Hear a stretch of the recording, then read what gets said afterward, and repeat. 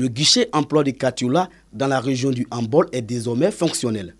Il a été officiellement ouvert par le ministre Ali Koulibaly. Relais des agences emploi jeunes dans les localités, les guichets emploi se positionnent comme le premier contact entre les jeunes et le dispositif d'aide à l'emploi de la jeunesse.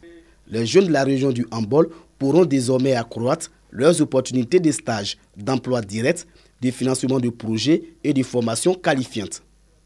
Les représentants des jeunes et des élus locaux se sont réjouis de la mise en place de ce dispositif. Pour eux, le guichet emploi vient résoudre définitivement la question de l'emploi des jeunes dans la région du Hambol. Son Excellence le Président de la République a inscrit la jeunesse comme une des priorités de l'action gouvernementale. Nous devons alors saisir cette opportunité d'emploi qui s'offre à nous pour sortir de la précarité.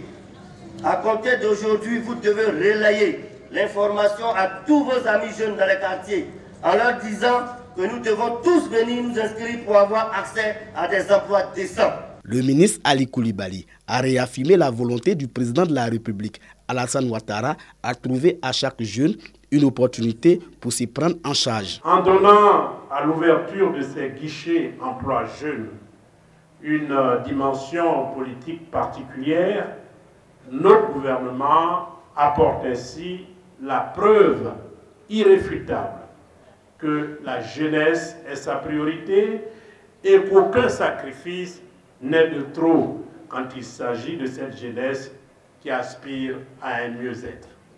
Il importe en effet que toute la communauté nationale soit partie prenante dans la mise en œuvre de la politique de l'emploi jeune que porte le président Alassane Ouattara. Les guichets emploi vont générer près de 500 000 emplois d'ici 2020 pour un montant de plus de 141 milliards de francs CFA.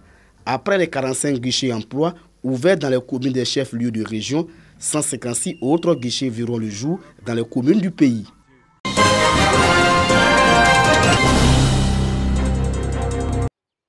Réfection des toitures de l'école primaire, dont des centrales bancs, installation de moulins pour réduire la pénibilité des travaux ménagers, des réalisations de l'ADECA, Association pour le développement de Kabangoué. Kabangoué, village peuplé de plus de 1000 âmes dans la sous-préfecture de Tienko, région du Folon. Les membres de cette association font du développement de leur terroir un sacerdoce. Pour inculquer l'amour du village à travers des actions de développement à la jeune génération, les pionniers du développement de Kabangoué ont été distingués. Rappeler aussi aux plus jeunes, même raviver la mémoire de ceux qui sont encore vivants, pour dire que ceux qui nous ont précédés comptent beaucoup pour nous et nous sommes dans leur sillon. Ça me fait beaucoup plaisir parce que c'est toujours bien de reconnaître au moins ce qu'on a fait de bien. Présents à Kabangoué pour des activités, les membres de l'ADECA ont visité certains sites attractifs. La pierre Kamangbe, qui a donné son nom au village, la rivière sacrée, l'industrie aurifère installée à Kabangoué. Une visite guidée qui nous a permis de comprendre le processus de fabrication de l'or et nous en sommes très heureux. Nous souhaitons aussi que très rapidement cette société nous apporte les retombées du développement que nous attendons. L'association pour le développement de Kabangoué a été créée en 2014. L'ADECA compte à ce jour une centaine de membres. Elle s'est assignée pour mission la cohésion en vue de développer le village. Des activités culturelles et sportives étaient aussi au programme de l'ADECA pendant ses vacances 2019.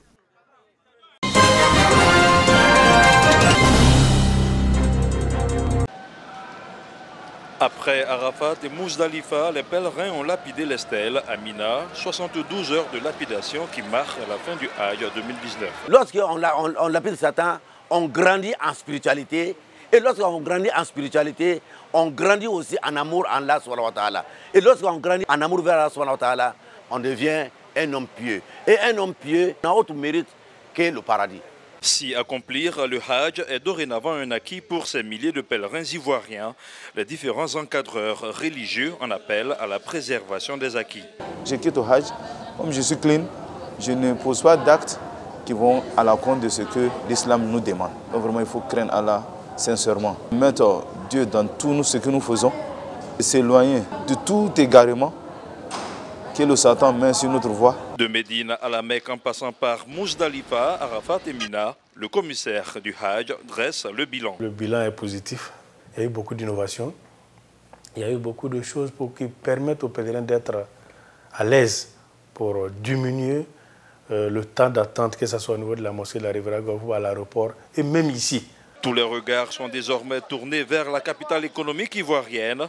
Le premier vol au départ de Jeddah devrait atterrir le dimanche 18 août prochain.